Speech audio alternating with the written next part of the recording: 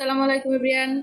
সবাই কেমন আছেন? আশা করি সবাই ভালো আছেন। আলহামদুলিল্লাহ আমিও ভালো আছি। আর আজকে আমি এখন বাজে যখন যাইতেছিলাম তখন 7:30টার মতো বাজে, রাতের বেলা।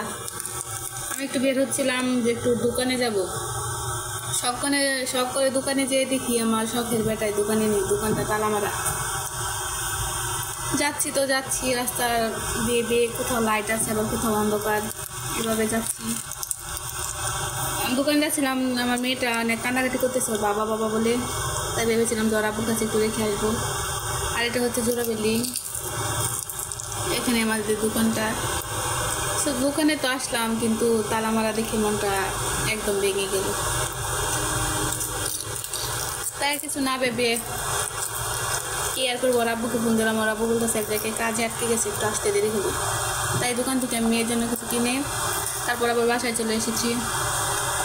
আর আমাদের বাসার সামনে লাইটটা অনেক উঁচুতে, কিন্তু অন্ধকার লাগে, তাও লাইট আছে তাও অন্ধকার লাগে। আর এই তো আমি দেখতে দেখতে বাসায় চলে এসেছি। আর আমার রুমটা অনেকটা ভিতরে। তো এখানে 2টা গেট, এটা হলো আমাদের রুমের গেট। আর এখানে 4টা রুম, 4টা বলতে একটা সিঙ্গেল রুম, 3টা।